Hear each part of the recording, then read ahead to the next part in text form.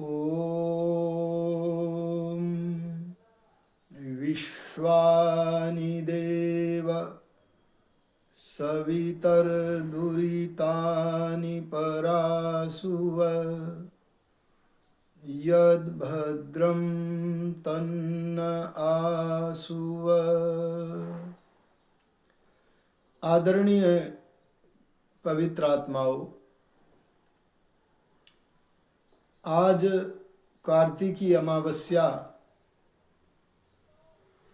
के दिवस सभी भद्रजन नव सस्येष्टि के पर्व दीपावली को मना रहे हैं। जहाँ इस पर्व पर नई नई फसल के अन्न को आहुतियाँ देकर यज्ञ कर रहे हैं, वहाँ नाना प्रकार से आमोद प्रमोद भी कर रहे हैं। रात्रि के गाढ़ अंधकार को चीर देने वाले दीपकों को प्रज्वलित कर रहे हैं। यह पर्व एक ऐसा पर्व है कि इस पर्व की पर्वता को एक विशिष्ट घटना ने और भी बढ़ा दिया है, और वह घटना है एक सूर्य के द्वारा अपनी शक्ति का प्रणिपात करके एक दीपक का प्रज्वलन करना। आप सभी ने सनातन धर्म के संरक्षक, प्रचारक, प्रसारक, सारे संसार को वेदों से जोड़ने के लिए अपना संपूर्ण पुरुषार्थ करने वाले सत्य के दूत महापुरुष महर्षि दयानंद सरस्वती जी का निर्वाण दिवस भी है। आर्ष ज्योतिर्दयानंद सरस्वती अपनी वाणी के द्वारा लोगों के अंतःकरणों को पवित्र करते रहते थे। शास्त्रों में कहा है, अग्निर्वै वाग भूत्वा मुखम प्राविशत। अग्नि निश्चय से वाणी बनकर मुख में प्रविष्ट हो गई है। जैसे हमारी माताएं बहनें बहुत बार चूल्हे पर जल को चढ़ाकर उसे स्वच्छ करती हैं, लेकिन वही जल जब उफान को प्राप्त होता है तो उसी अग्नि को बुझाने लगता है, जो अग्नि उसे शुद्ध करने का कार्य कर रही है। लेकिन बुद्धिमान माताएं बहनें उस अग्नि को बुझने नहीं देती, बल्कि और भी अधिक लकड़ी लगाकर उसे प्रज्वलित करती हैं, उस जल को शुद्ध करके ही छोड़ती हैं। इसी प्रकार से सत्य के दूत महर्षि दयानंद सरस्वती की वाणी जो अग्नि बनकर उनके मुख में अग्नि वाणी बनकर उनके मुख में बैठी थी, उस वाणी से श्रोत्री मंडल के अंतःकरण को पवित्र कर रहे थे। जिन श्रोताओं के अंतःकरणों को पवित्र कर रहे थे, मनों को पवित्र कर रहे थे, उनमें से कई श्रोताओं के मनों में उबाल आ जाता था, और जब उनके अंतःकरणों में उबाल आता था तो वे उस महात्मा दयानंद की वाणी को ही नहीं, बल्कि उस वाणी के आश्रय महर्षि दयानंद का ही नाश करने की योजना बनाते थे। इसके लिए उन्हें 1, 2, 10, 12 बार नहीं, अनेक बार विष दान किया गया, विष प्रदान किया गया। अनेक लोगों ने गणना भी की है, तो 17 बार तो लोगों ने गिना भी है, लेकिन उन्हें 17 से भी अधिक बार तक विष प्रदान किया गया। लेकिन जब जब विष प्रदान किया जाता था, ऋषि दयानंद जी महाराज उसे अपनी प्रक्रियाओं के द्वारा बाहर निकाल देते थे। कभी कोई सनातन धर्म से अनभिज्ञ मनुष्य जो अपनी अज्ञानता के कारण अथवा विपरीत ज्ञान के कारण स्वयं को सनातनी होने का अनुभव अहंकार करता हुआ सनातन धर्म के विरुद्ध चल रहा था, उन्होंने सर तन से जुदा करने की भावना जिनकी है, जो ये मानते हैं कि पृथ्वी पर रहने का अधिकार केवल मुसलमानों का है, ऐसे लोगों ने, अंग्रेज लोगों ने और एक नन्ही जान नामक वेश्या आदि तमाम सारे कुचक्रियों ने कुचाले चली। लेकिन ऋषि दयानंद एक ऐसे मनोवैज्ञानिक थे जो अपने अंतःकरण को और विष देने वाले लोगों के अंतःकरण के अंतर को जानते थे, इसलिए वे कभी विचलित न हुए और वे अपने विचारों में कोई समझौता अर्थात झुकाव लाने को या परिवर्तन करने को तैयार न हुए। वे कह दिया करते थे, यदि तोप के सामने भी खड़ा करके मुझे कोई पूछे तो मैं दयानंद तो सत्य ही कहूंगा। ऐसा कोई मनुष्य मुझे दिखाओ जो मेरी आत्मा का नाश कर सके। अरे संसार के लोग मेरे शरीर का नाश तो कर सकते हैं पर मेरे आत्मा का विनाश नहीं कर सकते। ऐसे महामना दयानंद सरस्वती, उनको अंतिम बार विष प्रदान और किसी ने नहीं, उनके पाचक धौड़ मिश्र ने दिया। इस योजना में नन्ही जान वेश्या आदि तमाम सारे लोग मिले हुए थे और धौड़ मिश्र को केवल प्रलोभन ही नहीं दिया गया बल्कि उसको यह भी कह दिया गया, यदि तुम विष नहीं दोगे हमारे कहने से तो हम तुम्हारा भी प्राणांत कर देंगे। भयभीत धौड़ मिश्र विवश हो गया और उसने एक दिवस पृथ्वी के सबसे बड़े महापुरुष को, अपने समय की महान आर्ष ज्योति को दूध के बहाने से विषम विष का प्रयोग करा दिया। कुछ समय के पश्चात दयानंद जी के पेट में वेदना हुई, समझ गए कि मुझे आज दुग्ध नहीं बल्कि हलाहल विष का प्रयोग करा दिया है। उन्होंने तभी अपने पाचक धौड़ मिश्र को बुलाया और उससे कहा कि तुमने आज मुझे दुग्ध पान नहीं बल्कि दुग्ध के साथ हलाहल विषम विष का प्रयोग करा दिया है। अपने अपराध को जब पापी जगन्नाथ अथवा धौड़ मिश्र समझ गया तो थर थर करके भयभीत होकर कांपने लगा। जब अपने पाचक धौड़ मिश्र को थर थर करके कांपते हुए देखा, प्रायश्चित्त की ज्वाला में जलते हुए देखा, तब दयालु दयानंद को दया आ गई और दया का खजाना महर्षि दयानंद उस पाचक से बोले कि ये धौड़ मिश्र तुमने ठीक नहीं किया। अभी तो त्रैतवाद का प्रचार प्रसार करना शेष था, अभी तो वेदों का भाष्य करना शेष था, अभी तो सत्यार्थ प्रकाश करना था, सारे भूमंडल को वेद के आलोक से आलोकित करना था। यह तुमने मध्य में क्या कर दिया? अगर किसी साधारण मनुष्य को विष दिया जाता तो उसके मन में दो विचार आते।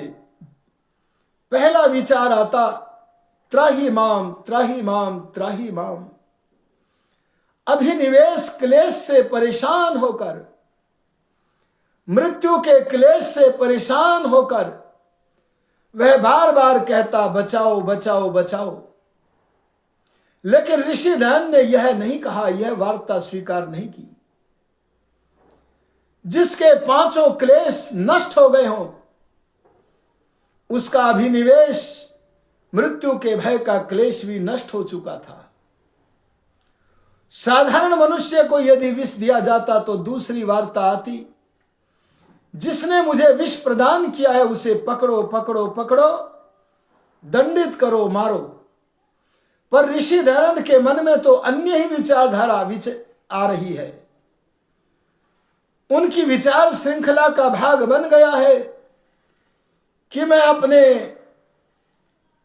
इस प्राण घातक के प्राणों की रक्षा कैसे करूं।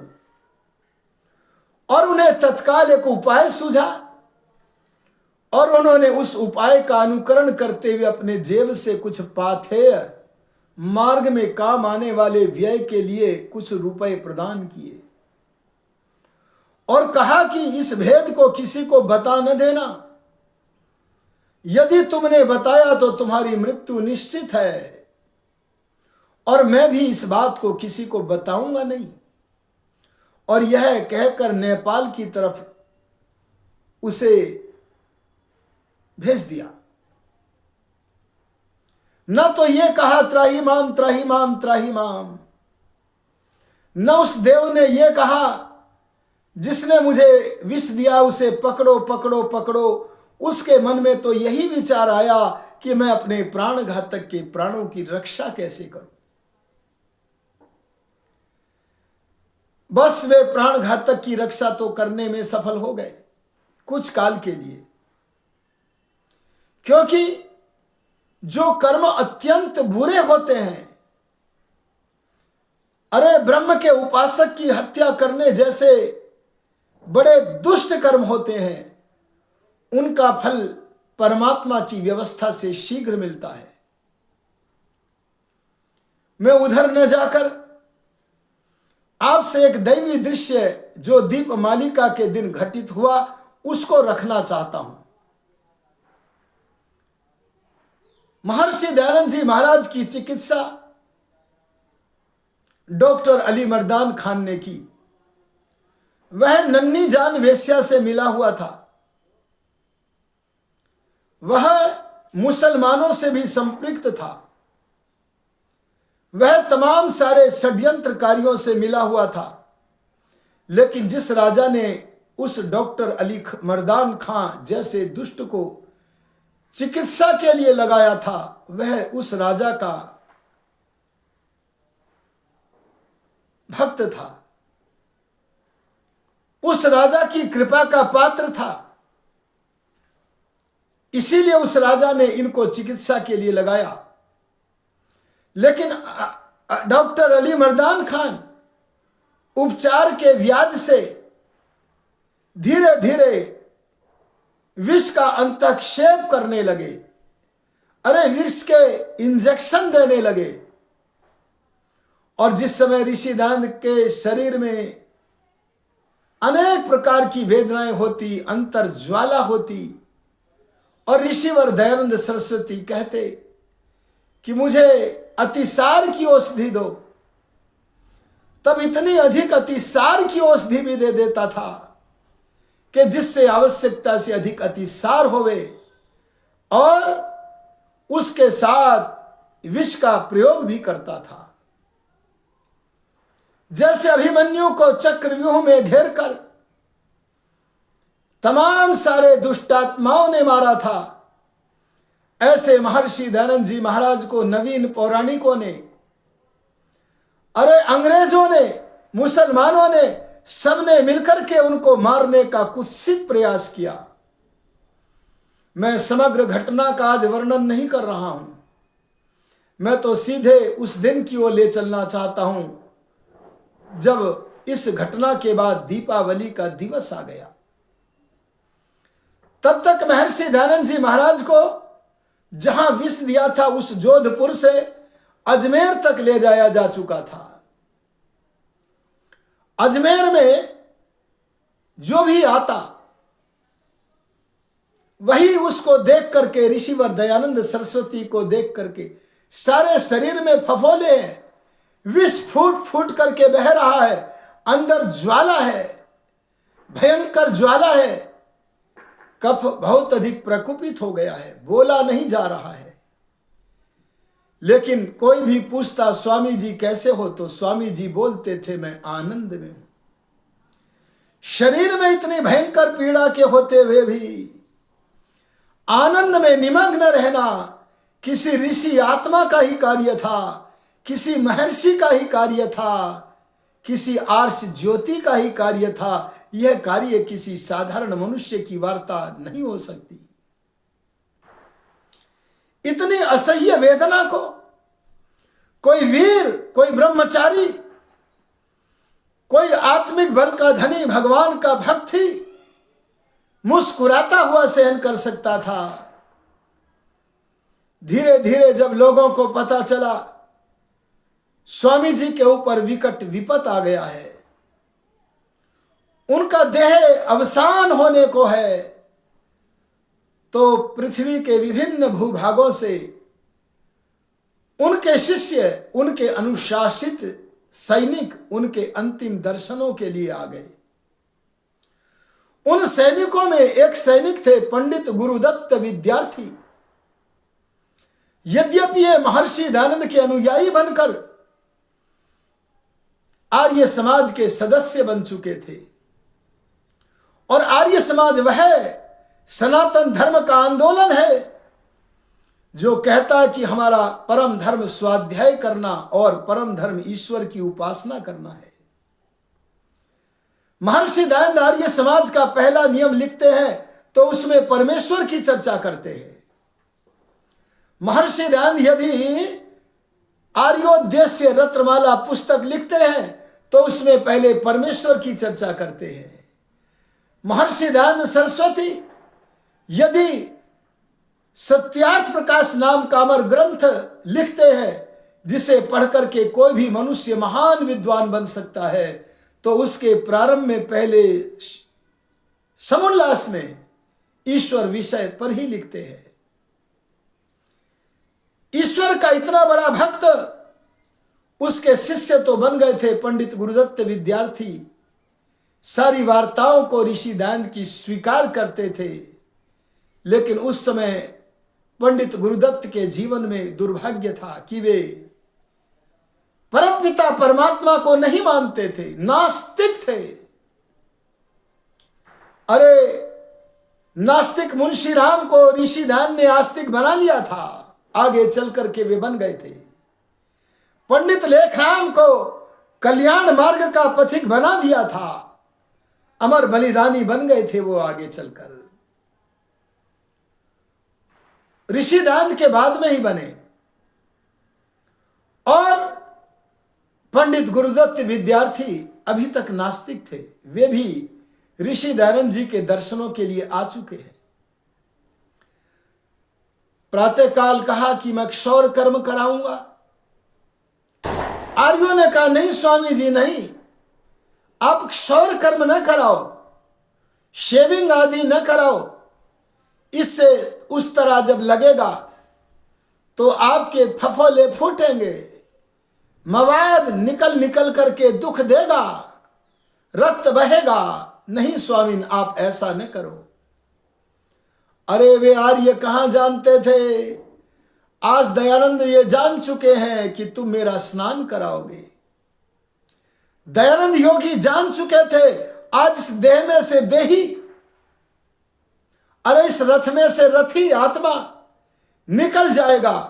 जब देह रूपी रथ में से रथी आत्मा चला जाएगा, मोक्ष की ओर प्रयाण कर जाएगा, तब रथी के निकलने पर जो बचेगा ये अरथी, ये शरीर, इसे तुम स्नान कराओगे और इसका अंतिम संस्कार जैसे मैंने लेखन किया है वैसे कर दोगे। तो इसकी तैयारी मैं ही क्यों ना प्रारंभ कर दूं। और ऋषि ने नापित को बुलवाकर शेविंग कराई। और ध्यान देना, उस समय उस नापित को कितनी पुरानी वार्ता है, लगभग 150 वर्ष पुरानी वार्ता मैं आपको सुना रहा हूं। 150 नहीं तो 141 वर्ष पुरानी वार्ता सुना रहा हूं। उस समय नापित को 5 रुपए प्रदान किए थे, 5 रुपए, और बस वार्ता हो रही है। चारों ओर से आर्यजनों ने घेर रखा है। जब 5 बजने को हैं, तब ऋषि दयानंद जी ऐसी वार्ता करने लगे जैसे गमन के समय पर कोई अतिथि करता है। उन्होंने कहा, आत्मानंद तुम ठीक से रहना। आत्मानंद से पूछा, तुम क्या चाहते हो? बोले, हम तो केवल आपकी कुशलता, आपका स्वास्थ्य चाहते हैं। तब कर्म गति के विश्वासी दयानंद बोले, इस देह का क्या ठीक होना? अहो, ऋषि दयानंद जी ने 2 दुशाले मंगवाए, 200 रुपए, और कहा कि एक दुशाला आत्मानंद जी को, एक दुशाला भीमसेन जी को, और 100 रुपए इन्हें प्रदान किए जाए। वे लेना नहीं चाहते थे। झरझर करके आंखों से आंसू निकल रहे हैं, पर ऋषि दयानंद जी का यह उपहार उन्हें ग्रहण करना ही पड़ा। जब 5 बजे से अधिक का समय हो गया, तब ऋषि दयानंद जी ने अपने भक्तों के ऊपर बड़ी कृपा पूर्ण दृष्टि डाली। ऐसी दृष्टि कि जिसका वर्णन संसार के किसी भी मनुष्य की वाणी या लेखनी नहीं कर सकती।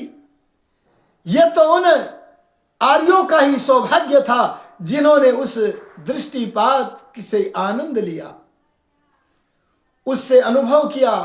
तुम ठीक से रहना, आनंद से रहना, वेद प्रचार के कार्य को करना।